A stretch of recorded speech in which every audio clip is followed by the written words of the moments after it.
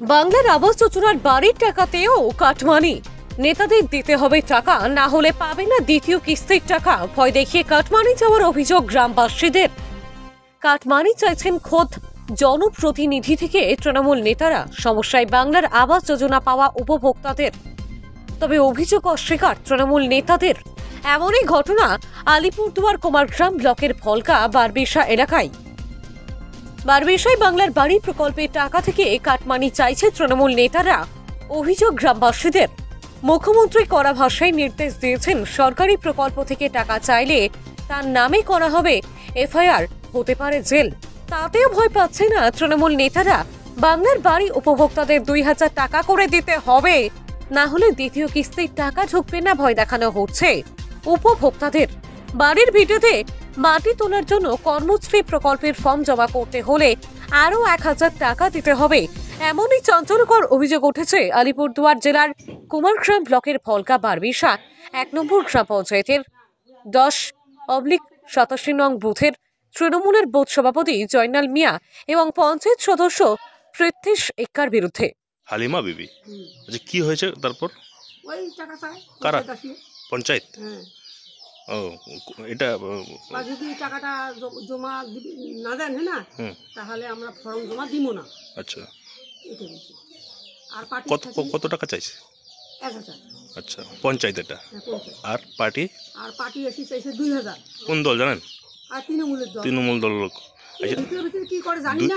2000 টাকা চাইছে, আপনারা দিছেন? দেই নাই, কিছু পরে দিব, এখন তো টাকা পাই নাই। শোনাটা 2000 দিতে হবে, প্রথম কিস্তি 1000, দ্বিতীয় কিস্তি 1000। আচ্ছা, আর এটা আপনি কতদিন আগে চাই আপনার কাছে টাকাটা? এটা প্রায় 15-16 দিন আগে চাই। টাকা ঢোকার পর? টাকা ঢোকার পর, হ্যাঁ। আচ্ছা, টাকা আমি গত শনিবারে টাকা উইথড্রল করি। আমি ওদের বলছি যে টাকা উইথড্রল করি নাই, তো গত শনিবারে টাকা উইথড্রল করি। তো পঞ্চায়েতে আসছিল যে দ্বিতীয় কিস্তির জন্য না কিসের জন্য আবার কিছু কাগজপত্র দেওয়ার জন্য, আধার কার্ড, জব কার্ড এবং সঙ্গে অ্যাকাউন্ট বই। তো এই কাগজপত্রগুলো দেওয়ার জন্য বলে, তো আমি পঞ্চায়েতকে সেগুলো দিছি। আজকে সকালবেলা পঞ্চায়েত এসে বাড়িতে ফ্যামিলিকে বলে গেছে যে 1000 টাকা করে না দিলে ওখানে জমা দিবে না বা পঞ্চায়েত সই করবে না। তো আমি যখন পঞ্চায়েতকে এর মধ্যে ফোন করে আবার জানাই, তা উনি বিষয়টা বলছিল যে সেটা কিসের ফর্ম, যেটা ওই যে এটা কি জানি কি উপলক্ষে জানি না, এটা আলাদা করে নাকি কিসের ভিটির জন্য, মাটি দেওয়ার জন্য না 16,000 টাকা এক্সট্রা করে কি দেওয়ার জন্য। আচ্ছা, হ্যাঁ, তো এই ফর্মগুলো পঞ্চায়েত সই করবে না 1000 টাকা করে না দিলে। আচ্ছা, হ্যাঁ, কিন্তু আমি না বললাম এ তো মানে 1,20,000 টাকা ঘরে কিন্তু ঘর হয় না। আপনারা 2000 টাকা নেবেন না, যা পাবলিক যদি আপনাদের পার্টি চালার জন্য দিতে পারে এটাই আপনারা সন্তুষ্ট, কিন্তু আপনারা বেশি চাবেন এই বলে আমি একটু বলেছিলাম সভাপতিকে। কিন্তু আমাকে গতকাল কথাটা বলেছিল আর কি।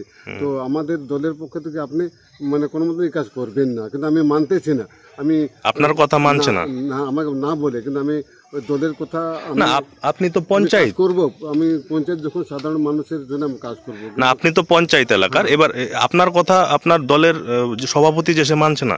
আমাকে বলছে সভাপতি এইসব আমাকে না জিজ্ঞেস করে ওই টাকা সই করবা না, কাগজ পাঠাবান অঞ্চলে, এইসব আমাকে গতকাল বলেছিল আর কি।